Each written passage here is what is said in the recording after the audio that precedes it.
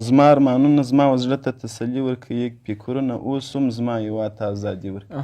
ډېر ښه. او ته وا دا مرګ یوازې موږ دی په ټیکه نیولی، ته وا دا مرګ یوازې موږ دی په ټیکه نیولی، یو پښتون قام دی هره ورځ چې ځوان زلمي ورکوي.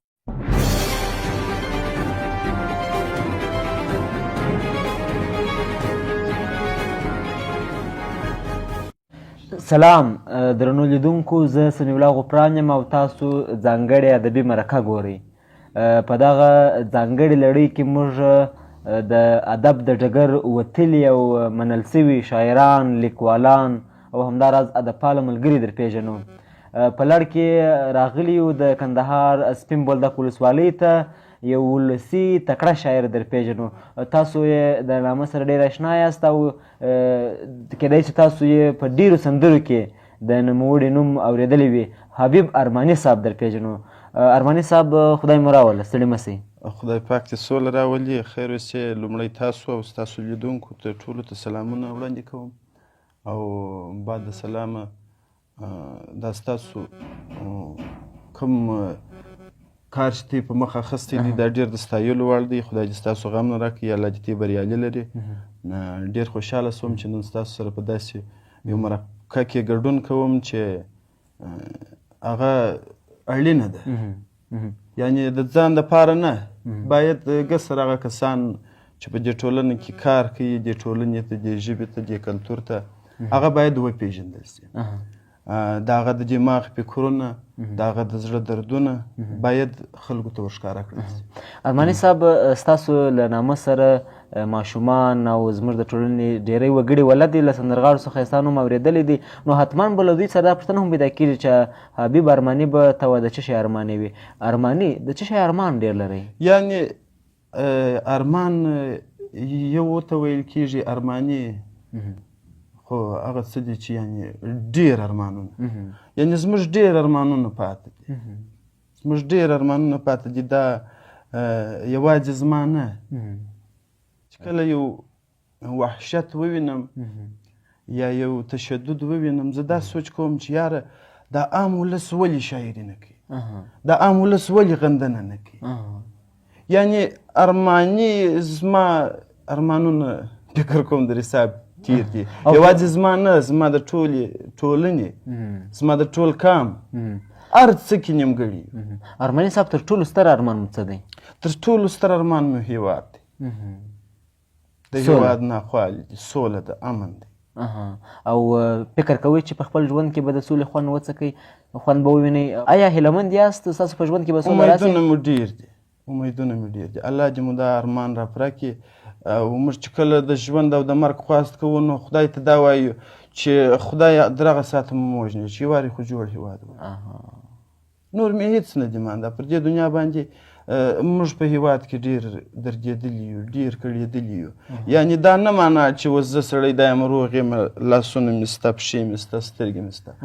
یعنې که زما د هېواد یو وګړی په لاس ونه لري، پښه ونه لري، دا داسې دی لکه زه چې ونه لرم. ولې زما د هېواد هر وګړی زما یو غړی دی. درنو لیدونکو، دمګړی زموږ سره ولسي شاعر ښاغلی حبیب ارماني صاحب میلمه دی. حبیب ارماني صاحب په ولس کې ډېر محبوبیت لري او ډېر اوڅار شاعر دی. ارماني صاحب، د ژوند تر ټولو ستر ارمان په ګران هېواد کې سوله، امن او ورورولي ده. نورې پوښتنې هم پاتې دي، نوموړی بشیرونه هم راته وایي، تاسو راسره اوسئ. ارماني صاحب، کیدای شي تاسو ته ولس ډېره زیاته مینه درکړې وي، ځکه تاسو یو ولسي شاعر یاست. کله چې د ولس مینه ووینئ، څه احساس کوئ؟ یعنې د ولس مینه سړي ته ډېر یو غټ احساس پیدا کېږي.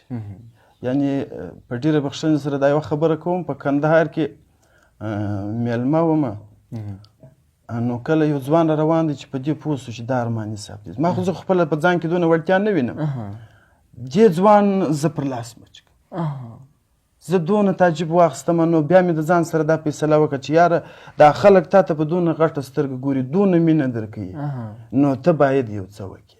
یعنې هغه تیر مې ګرده، د چا خبره د تیر مې ګرده هیر کړو. ما ول باید بعد کې بیا زه داسې کار وکړم یعنې هغه خپله شاعرانه ژبه داسې وکاروم چې زه د دې لایقت ولرم. یعنې د دې لایقت ما نه درلودی چې دې ځوان دې کردار وکړي، په ځان کې ما دا وړتیا نه لیدو. نو مې دا تصمیم وکړي چې باید کې زه دی کار وکړم، داسې شاعري وکړم او داسې د خلکو د ارمانو د دردو ترجماني وکړم چې زه په خپله په ځان کې دا وړتیا ووینم چې یاره دا ناجایز نو. او ارماني صاحب ستاسو شاعري تر ډېره له موسیقۍ سره بدرګه سوې ده، تر ولس تر غوږونو پورې رسېدلې ده. کوم سندرغاړي مو شعرونه ډېر ویلي دي؟ یاره سندرغاړي خو په اصطلاح محلي سندرغاړي خو ډېر شته، خو وتلي سندرغاړي لکه عبدالرزاق افغان د دې سیمې یو ډېر تکړه سندرغاړي دي. دغسې په چمن د پولې اخوا ته هم ښه تکړه سندرغاړي موږ لرو. زیاتره ویل دي لکه نعمت الله، دا خلکو د هیرو لقب هم ورکړی دی، اتل.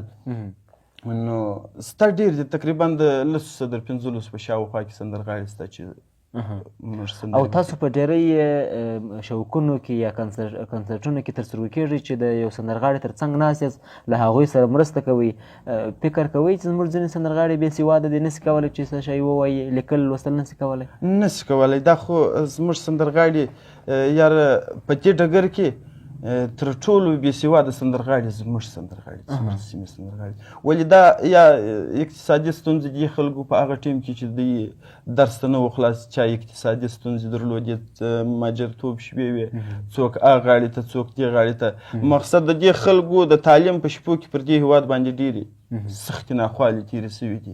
یعنې که هغه هلته موږ وګورو کیدای شي دا زموږ آل بلا پر بې وو. نو په دې خاطر زموږ زیاتره ځوانان د تعلیم څخه بې برخې پاتې سوي دي، زما په شمول چې زه هم خپله که ما یو څه تعلیم کړی وای بیا مې کیدای شي ډېر څه کړي وای، او دغه مې یو لوی ارمان دی. خو انشاءالله بیا ما خپل وس کوو چې نورو ته بیا دا ځای وښیو چې تعلیم علم یعنې سترګې دي. دا نه معنا چې دا دې زه په سترګو وینم، یعنې په دې سترګو کې چې تعلیم پروت وای بیا به ما ډېر څه لیدلی. ارماني صاحب پوهېږم چې ولسي شاعر یاست او ولسي شاعر د ولس سترګې وي، د ولس ترجماني کوي. یو شاعر څنګه باید د ولس د خپلې ټولنې درد، د خپلې ټولنې ستونزې، د خپلې ټولنې راتلونکي په خپل شعر کې راولي چې د ټولو ولسي وګړو سر پرې خلاص وي او هغې تګلارې عملي کړي چې کوم شاعر په شعر کې ویلي وي؟ زه یوه خبره کوم، شاعر په اوس وخت کې زموږ د ژبې شاعران باید که اول ځان درښیم باید بل کار ګسه ونه کړي. هغه خپلې ناخوالې، هغه خپل دردونه چې پر دې ولس، پر دې قام، پر دې خاوره تېرېږي، باید شاعري ټوله پر دې باندې راټوله شي، ټوله راټوله شي پر دغه شي باندې. په دې هغه ناخبره، هغه بیده ولس به هم خبر شي، که څه هم هغه زورواکي خلک، هغه بدماشان خلک و قام ته به یې ور وښیي، و دنیا ته به یې ور وښیي. خو باید وسي، باید شاعري ټوله پر دا شي وسي. دا نه زه مخالفت هغه شاعري سې نه کوم، ځکه په شاعري مینه ده. شاعر یعنې شاعر سړی ټوله زما په فکر سره مینه ده. هغه که د هېواد مینه وي، هغه که د یو څېرې مینه وي، هغه که د خپل اسلام مینه وي، هغه که د خپل خدای مینه وي، که د خپل نبي مبارک صلی الله علیه وسلم مینه وي. یعنې د شاعر مینه فکر کوم تر نورو خلکو یو څه زیات. او ستاسو شاعري ټوله برخه یا اکثره برخه یې د هېواد مینه ده، نو فکر کوم ستاسو له خپل هېواد سره مینه تر 100 سلنې هم اوښتې ده. په دې کې انشاءالله شک نشته. یعنې زما شاعري لامل یې فکر کوم د زما د هېواد ناخوالې. ارماني صاحب تاسو ویل چې موږ زده کړې هم نه دي کړې او په ډېر ناخواله کې مې ژوند کړی دی، په ډېر سختۍ کې مې ژوند کړی دی. لومړی مو شاعري څنګه پیل کړه؟ دغه ادب ته څنګه راغلاست؟ بس دا د خدایو پیرزوینه ده، دا د خدایو پیرزوینه ده. یعنې کوم وخت کې چې زه شاعري ته مخ کوم زه مسافر یم، بس قدرتي داسې یو شی مې ذهن ته راغلی چې د تل دپاره را سره ملګری سو. څه ناڅه یې موږ په خلکو وپېژندلو، څه ناڅه یې په موږ خلک وپېژندل. څه ناڅه مو خلک په خلکو وپېژندل. نو دا یو برخه وه چې خدای پاک راکړه. یعنې یو څوک د خپل هیواد څخه مسافر سي بیا له خپل هیواد سره مینه زیاتیږي او ستاسو شاعري د هیواد سره پر مینه باندې بیخي ډېره راڅرخي. تاسو د هیواد څخه مسافر سواست، مینه زیاته سوه د هیواد سره او دا مینه په شاعري بدله سوه؟ نه د هیواد بهر سوی هم نه، یعنې صرف د کور مسافري ولم. مثلا زه د کندهار ولایت یم، زه مسافر په هرات ولایت کې، خو بیا هم هغه د کلي و د کور مینه، د خپلې سیمې مینه، د خپل ولایت مینه، د خپل ولسوالۍ مینه، یعنې بیا سړي ته د خپل د ټول هیواد احساس هم ور پیدا کېږي که نه. بیا مسافر سړي زړه ډېر نازک وي، وایي د مسافرو زړه نری وي، وړې وړې خبرې زړه ته غورځوي نه. نو بیا کېدی شي په هغه حالاتو کې پر ما باندې دا ناخواله یو څه در کور هلته ډېر اغېزه کوله چې زه دې شي ته واڅولم. ارماني صاحب پوښتنې پاتې دي، مرکه پاتې د نور خواله هم سره لرو. خدای مو ښه داره چې موږ ته وخت راکړی دی. اوس څه خواږه در څخه اورو، څه راباندې ولوروئ؟ لیدونکي او اورېدونکي حتما په تمه دي. ولې نه، په دواړو سترګو. نو وایي زما ارمانونه زما زړه ته تسلي ورکوي، زما ارمانونه زما زړه ته تسلي ورکوي، فکرونه اوس هم زما هیواد ته ازادي ورکوي. ډېر ښه. او ته وا دا مرګ یوازې موږ دی په ټیکه نیولی، ته وا دا مرګ یوازې موږ دی په ټیکه نیولی، یو پښتون کام دی هره ورځ چې ځوان زلمي ورکوي. ډېر ښه، ډېر ښه ارماني صاحب. وایي جانانه ستا پر سر دسي شروع د دار خبرې، جانانه ستا پر سر دسي شروع د دار خبرې، چې ښه معلومه سي چې څوک دا قرباني ورکوي. ډېر ښه. وایي دلته شروع دوې باچهي دي کلیوال ستړي دي، دلته شروع دوې باچهي دي کلیوال ستړي دي، دلته سرونه خلک ډېر په ارزاني ورکوي. ډېر ښه. وایي زموږ د کور جنګ تجارت دی د راغلو خلکو، زموږ د کور جنګ تجارت دی د راغلو خلکو، ته چې وا موت دا سلاوي په ځواني ورکوي. ډېر ښه. وایي که سره یو سولو حبیب ارماني بیا به ګورو، که سره یو سولو حبیب ارماني بیا به ګورو، دغه دوه ورونه به جواب د هر سړي ورکوي. دغه دوه ورونه به جواب د هر سړي ورکوي. ډېر په زړه پورې. ارماني صاحب ولسي شاعران اوس زموږ ستاسو په سیمه کې موږ ستاسو په څېر ډېر تکړه ولسي شاعران لرو، لکه ښاغلی غریبیار ملنګ، ښاغلی ذوالقرنین پاچا، داسې نور هم شته. له دغه شاعرانو ولسي شاعرانو سره مو اړیکې شته؟ لیده کاته ورسره لرئ که نه؟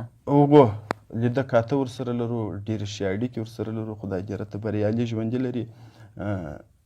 د ذوالقرنین باچا صاحب سره ښې اړیکې لرم، ښه ملګرتیا ورسره لرم، او غریبیار ملنګ صاحب سره ښه اړیکې لرم. یوه خبره بله هم ده، غریبیار ملنګ خو مې نو د چا خبره د خاله زوی هم دی او استاز مې هم پاتې سوی دی، په شاعري کې مې استاز پاتې سوی دی، کور یې ودان، ډېره همکاري یې راسره کړې ده. نو ښې اړیکې ورسره لرم، ډېر چند راځي. او غریبیار ملنګ مو، ښاغلی غریبیار ملنګ صاحب مو د شاعري لومړنی استاد دی که نه له ده څخه وړاندې مو نور استادان هم درلودل؟ یاره نه مې درلودل.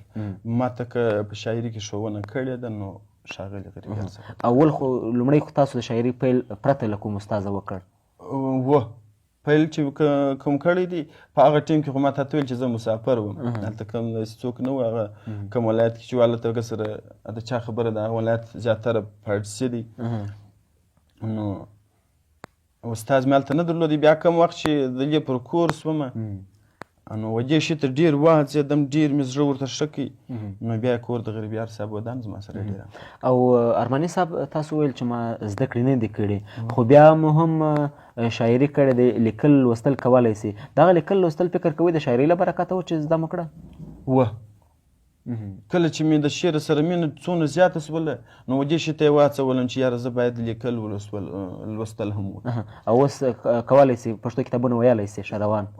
پښتو کتابونه ویلی سم، پښتو خط لیکلی سم، تر ډېره د پښتو لیکلی خط لوستلی سم. دا د شاعري برکت چې زه دې شي ته مجبوره کړم. یعنې تاسو شاعري دونه مرسته سره وکړله چې تاسو لیکل لوستل زده کړئ. هدیکل ځان ته بلکل داسې نسي ویلی چې ګواکې ما تعلیم کړی نه دی. د ډېرو خلکو به دا فکر وي چې تاسو ګواکې لوړې زده کړې کړې دي، خو له شاعري له برکته تاسو لیکل او لوستل کولی سئ. د شاعري له برکته یې کولی سو، بلکل یې کولی سو. خو پاتې سو لوړې زده کړې خو ما تاته ویلې چې زموږ ژوند د چا خبره ده په شپني او په غربت کې تېر سوی دی. خپله دا شاعري فکر کوم یو تعلیم دی. بالکل. خپله شاعري یو داسې تعلیم دی، الهي تعلیم دی. الهي تعلیم دی. یعنې ادب خپله ویل کېږي یو درخته ده، ادبیات یعنې هر شی یو څانګه ده. مثلا موسیقي، مثلا د چا اک نه خوړل، مثلا یوه برخه یوه شاخې شاعري هم بلل کېږي. یعنې شاعري فکر کوم در دا ټولو شاخو ارزښتناکه شاخ دی چې دا د چا په وس نه دی. بالکل. او دا د رانیولو د خرڅولو شی نه دی، یعنی دا د خپل خوښ شی نه دی، د خپل خوښ شی نه دی. نو دا هم فکر کوم یو زده کړه ده چې خدای پاک یې سړي ته ورکړي. ځکه شاعرانو مثال د خبرې داسې نه چې یوازې زه ډېر بې سواده شاعران دي، خو په دا خپل شعر کې دی هغه ځای ته تللی، داسې ځای ته تللی چې په هغه کې یعنې د لوړو زده کړو والا هم هغه ټکي ته نه وي پام، د کښتو زده کړو والا یعنې دی چا نه ورته پام، مګر شاعر ته خدای پاک دونه دای تعلیم ورکړی دی چې ډایرکټ هغه شي ته پام شي. او شاعري مو ډېره کړې ده، لږ مو کړې ده، کتاب مو ترې جوړ کړی دی یا اوس یې په فکر کې یاست چې جوړ یې کړئ؟ شاعري په کتاب خو مې جوړ کړی نه دی، خو ډېر ملګري غوښتنه راڅه کوي، ډېر ملګري غوښتنه راڅه کوي چې زه باید کتاب ولیکم، خو تصمیم لرم چې باید یو کتاب چاپ کړم. له کومو دلایلو څخه فی الحال نه دی چاپ سوی؟ ما تا ته په لومړي سر کې وویل چې دا کومه مرکه ما ورته شروع کوله، ما ویل زه په ځان کې یعنې دونه وړتیا نه وینم، واقعا یې هم نه وینم، خو بیا هم دا د ولس کومه مینه چې ما ته راکوي، دا کوم تشویق چې ما ته راکوي چې دوی څومره ما تشویق کوي، دغه شی مې شاید واڅوي چې زه کتاب چاپ. ارماني صاحب د مرکې په وروستیو شېبو کې خو د ګوتې په شمېر پوښتنې پاتې دي، اوس بیا یو ځل بیا څه خواږه در څخه اورو، لیدونکي په تمه دي. راسه څو خبرې د جنت وکړو، راسه د یو پاک سړي صفت وکړو، راسه تیر ژوندون له فکره وباسو، او راسه له سبا سه محبت وکړو، او راسه د غریبو همکاري وکړو، راسه د غریبو همکاري وکړو، راسه دغه کار د شفقت وکړو. ډېر ښه، ډېر ښه. او راسه دا سړی هم بې څه نه بولم، راسه دا سړی هم بې څه نه بولم، راسه ورسره به قناعت وکړو. ډېر ښه. او راسه بس په دواړه ورور وژنه کړو، راسه بس په دواړه ورور وژنه کړو، راسه نور په قول د ملت وکړو، او راسه چې حبیب ارماني ووینو، راسه چې حبیب ارماني ووینو، راسه چې دنیا ته ضمانت وکړو، راسه چې دنیا ته راسه چې حبیب ارماني ووینو، راسه چې دنیا ته ضمانت وکړو. ډېر ښه ارماني صاحب. ارماني صاحب تاسو چې ولسي شاعر یاست، په ولس کې محبوبیت زیات لري، نو ولسي شاعر حتما دغه ولسي لنډۍ، کاکړۍ، ټپییزې لیکي، دغه ولسي ادبیات مو هم لیکلي دي، کار مو ورته کړی دی که نه؟